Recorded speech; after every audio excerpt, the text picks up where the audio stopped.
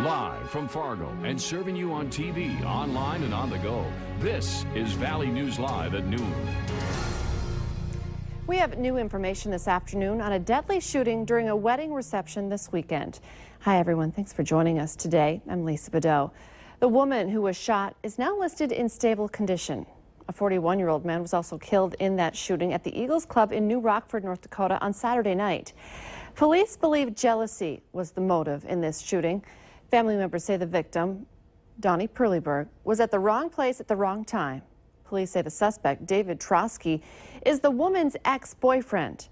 Perleberg's family members say Trotsky saw Perleberg and the woman talking, left the reception and returned with a gun. They say he shot the woman and Perleberg, then dropped his gun and surrendered. 2 deputies were also attending the reception and arrested Trotsky. Expect slow-moving traffic and extra congestion on I-94 in Moorhead tomorrow.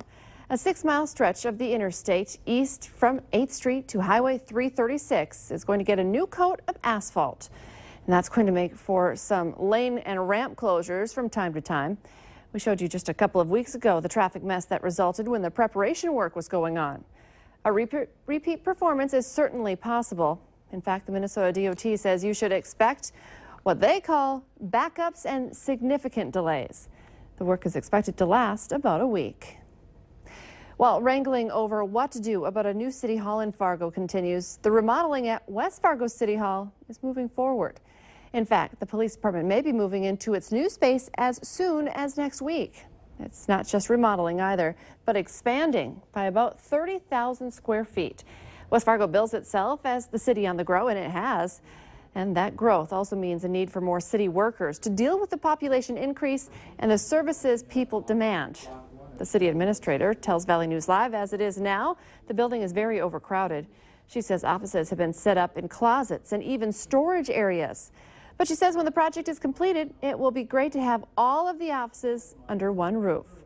Now, when the police move into their new space, the area they are vacating will go through a complete makeover for other city offices.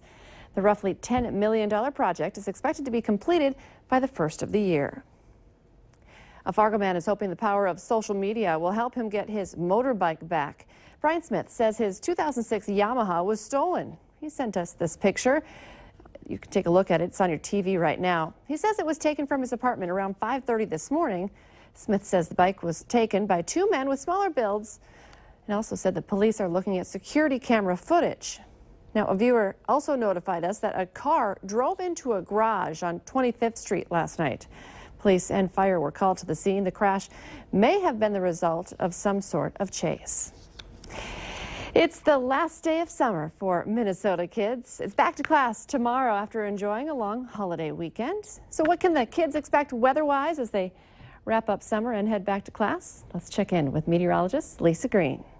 Well, today is that last day of summer, and we've got some showers working their way into the valley that's keeping temperatures down as well. So not the best way to wind down summer out in the western part of our viewing area, where temperatures are only in the 60s right now. 66 degrees in Jamestown, in Fargo 71, 72 in Fergus Falls. Those clouds have been moving in this morning and now this afternoon, and some rain showers impacting especially southeastern North Dakota, and this whole system making its way to the northeast, so it's going to continue spreading its way into the valley throughout the rest of the daytime hours.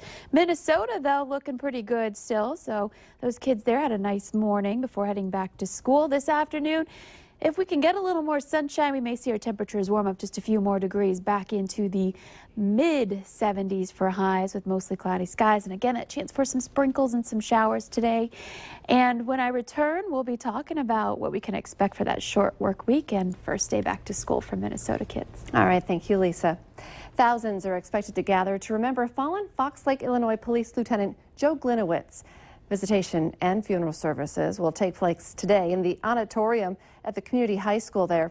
Gliniewicz was found dead near his cruiser on Tuesday morning in Fox Lake after calling for backup. Authorities are looking for 3 men, 2 white and 1 black. Investigators say they found an important clue in the case on Friday, but say they cannot elaborate at this point. President Obama is on his way to Boston this Labor Day Monday. The president will use the national holiday to sign an executive order in Boston that will require employees to pay sick leave to employees of federal contractors, including 300,000 workers who currently do not receive the benefit. Obama will address a major union rally and breakfast in Boston to discuss more of the details of the plan that his administration has been working on for months. The White House won't specify the cost to federal contractors to implement the executive order. Under that order, employees working on federal contracts will be entitled to a minimum of 1 hour of paid leave for every 30 hours they work. That amounts to 7 days over a course of a year. The order will allow employees to extend the use of the leave to include caring for sick relatives as well. The order will affect contracts starting in 2017. Presidential candidates will be out in full force this Labor Day weekend as the fall campaign season officially gets underway. And a new NBC poll has a warning sign for Hillary Clinton. It shows Vermont Senator Bernie Sanders with a 9-point lead over Clinton in New Hampshire. If the presidential election was held today and Vice President Joe Biden was on the ballot, the survey says 41% of Democratic voters would cast a ballot for Sanders, 32% for Clinton, and Biden came in third with 16%. Some same-sex couples used Mount Rushmore as a backdrop to celebrate their marriage. 7 couples renewed their vows under the National Monument in South Dakota yesterday. The event was organized by a group of women who challenged the state's ban on same-sex marriage when it was still in effect. One of them says it means a lot to be able to say "I do" in her home state. We now know the name of a man who died after a rollover in Cavalier County this weekend. 30-year-old Nicholas Miles was driving east on North Dakota Highway 66 from the Callio area to his home near Munich around 7 Saturday night. He went into the ditch and overcorrected, causing his pickup to roll twice. Miles was thrown from the vehicle and died at the scene. Flames could be seen shooting into the air from miles away as a natural gas pipeline exploded Saturday. Take a look at that picture. It happened just south of the Canadian border near Pembina at the St. Vincent compressor station. Witnesses reported hearing loud rumbling noises several miles away.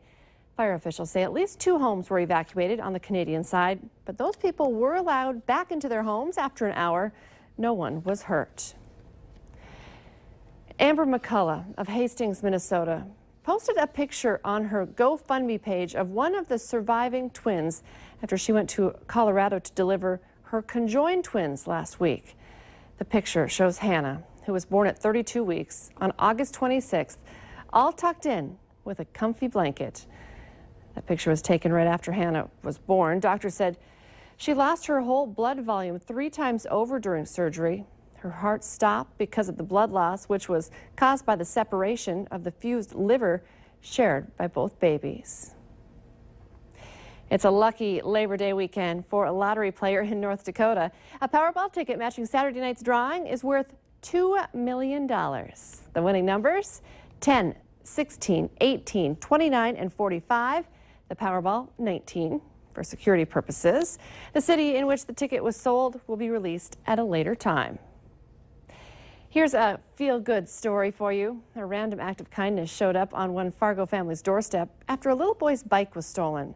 Zephyr Wahlberg's stepmom posted a description of the stolen ride, hoping that someone would come forward and return it. That's when a neighbor stepped up and surprised Zephyr with a brand new bike. Zephyr thanked his neighbor by baking him a dozen cookies. Now, of course, Zephyr is getting ready to ride that new bike to school tomorrow. Coming up on your News at Noon, a sure sign of spring popping up at Starbucks. But next, we'll check in with meteorologist Lisa Green to see what we can expect as we wrap up this long Labor Day weekend.